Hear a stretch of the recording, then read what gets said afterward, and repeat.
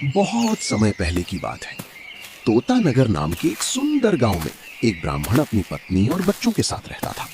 भगवान ने उसे सब कुछ दिया था, उपजाऊ जमीन, अच्छा घर, समझदार बच्चे, लेकिन उसकी एक ही कमजोरी थी, आलस।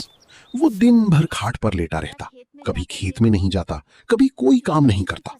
उसकी पत्नी रोज उसे जरा समझाती, खेत में जाकर देखो, कितनी अच्छी फसल हो सकती लेकिन है। ब्राह्मण हंसकर कहता, अरे अरे भाग्य में होगा तो अपने आप हो जाएगा, मैं क्यों मेहनत करूं। धीरे धीरे घर की हालत खराब होने लगी, अनाज कम होने लगा, बच्चों की जरूरतें पूरी नहीं हो पा रही थी। ब्राह्मण की पत्नी बहुत परेशान हो गई। वो रोज मंदिर जाती और भगवान से प्रार्थना हे करती। प्रभु, मेरे पति को सद्बुद्धि दीजिए। एक दिन मंदिर में उसे एक तेजस्वी साधु मिले। उनकी आंखों में ज्ञान था और चेहरे पर शांति। पत्नी ने हाथ जोड़कर कहा, महाराज, कृपया हमारे घर पधारिए। साधु मान गए। जब साधु घर पहुंचे तो ब्राह्मण ने उनका खूब आदर सत्कार किया। पत्नी ये देखकर चौंक गई। जो आदमी काम नहीं करता वो आज इतनी सेवा कैसे कर रहा साधु है? प्रसन्न हुए और बोले, मैं तुम्हारी सेवा से बहुत खुश हूँ, मांगो क्या वरदान चाहिए। ब्राह्मण के मन में तुरंत लालच आ गया। उसने सोचा, अब बिना मेहनत के सब कुछ मिल जाएगा। महाराज, और बोला, मुझे ऐसा वरदान दीजिए कि मैं जो सोचूं वो तुरंत सच हो जाए। साधु कुछ पल ठीक है। शांत रहे, फिर बोले, लेकिन ध्यान रखना, बुद्धि से काम लेना। और उन्हें वरदान देकर चली गई। अब ब्राह्मण बहुत खुश था। उसने सोचा, काश मेरे सामने ढेर सारा खाना आ जाए। और तुरंत स्वादिष्ट भोजन सामने आ गया। उसने अपनी पत्नी को आवाज लगाई। देखो देखो, अब हमें कभी मेहनत करने की पत्नी ये जरूरत नहीं देखकर पड़ेगी। हैरान रह गई, लेकिन उसके मन में डर भी था। उसने कहा, ये वरदान है, इसका सही वो उपयोग करो। खुशी से झूम उठा। फिर उसने सोचा, काश मेरे पास सोना चांदी हो। और देखते ही देखते घर खजाने से भर गया। अब ब्राह्मण और भी आलसी हो गया। वो दिन भर बस सोचता और सब मिल जाता। पत्नी ने चेतावनी दी, ये वरदान है, इसका सही उपयोग करो। लेकिन ब्राह्मण ने उसकी बात नहीं मानी। कुछ ही दिनों में उसका छोटा सा घर महल जैसा बन गया। गांव वाले हैरान थे। जो आदमी कभी काम नहीं करता था, वो अचानक इतना अमीर कैसे बन गया। अब ब्राह्मण लोगों से घमंड में बात करने लगा। वो कहता, देखा, किस्मत मेहनत से बड़ी होती है। धीरे धीरे ब्राह्मण बदलने लगा। अब उसे अपने परिवार की भी परवाह नहीं थी। बच्चे उसके पास खेलने आते तो वो उन्हें डांट कर भगा देता। पत्नी इतना समझाती, लालच अच्छा नहीं। लेकिन वो गुस्से में कहता। तुम क्या जानो धन की ताकत।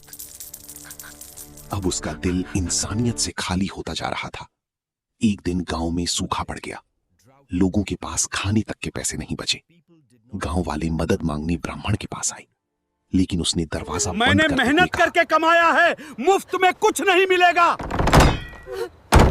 पत्नी ये सब देखकर रो पड़ी। उसे समझ आ गया था कि ये वरदान अब अभिशाप बन चुका है। एक दिन ब्राह्मण का छोटा बेटा बीमार पड़ जाता है। पत्नी कहती है, इतना धन होते हुए भी हमारे बच्चे लेकिन खुश ब्राह्मण नहीं फिर भी हैं। धन गिनने में लगा रहता है।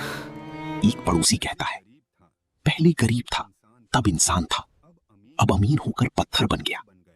पत्नी रोते हुए बच्चों को लेकर जाने लगती है। वो कहती है, जहां इंसानियत नहीं, वहां मैं नहीं रह सकती।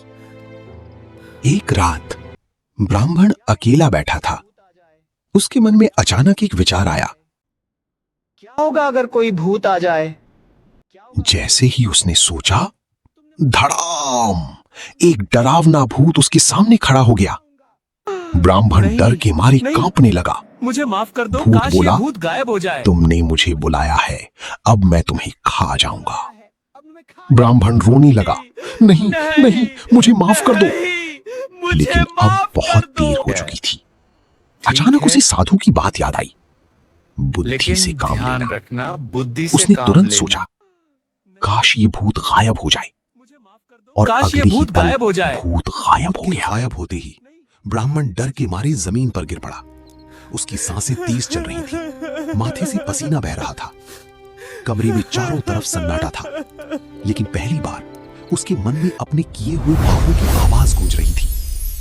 उसे याद आने लगा, कैसे उसने गरीब गांव वालों को घर से भगा दिया था, कैसे उसने अपने बच्चों को डांट कर दूर कर दिया, और कैसे उसकी पत्नी आंसू बहाती रही। उसकी आंखों से आंसू निकल पड़े। सुबह हुई। ब्राह्मण धीरे धीरे अपनी पत्नी के पास गया। ब्राह्मण ने कांपती आवाज में मुझे कहा, माफ कर दो। पत्नी ने उसकी तरफ देखा, लेकिन इस बार उसकी आंखों में दर्द था। वो बोली, धन ने तुम्हें इंसान से पत्थर बना दिया था। ये शब्द सुनकर ब्राह्मण का सिर शर्म से झुक गया। अगले दिन सालों बाद पहली बार ब्राह्मण सूरज उगने से पहले उठा।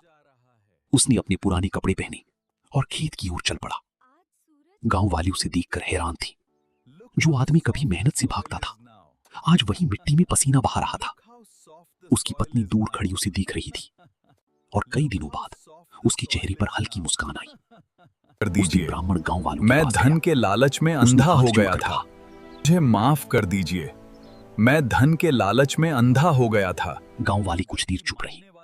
फिर एक बूढ़ा आदमी आगे आया और बोला, गलती मानने वाला बड़ा होता है। ब्राह्मण की आंखें भर आईं। पिताजी, अब ब्राह्मण के पास न महल था, न सोने चांदी का ढेर, लेकिन फिर भी वो पहले से ज्यादा खुश था। आज काम अब वो अपने बच्चों के साथ खेलता। धीरे धीरे उसकी जिंदगी फिर से खुशहाल हो गई। अब उसे समझ आ गया था, सच्चा सुख मेहनत और परिवार में है। ऐसी और कहानियां देखने के लिए चैनल को लाइक करें और सब्सक्राइब करें।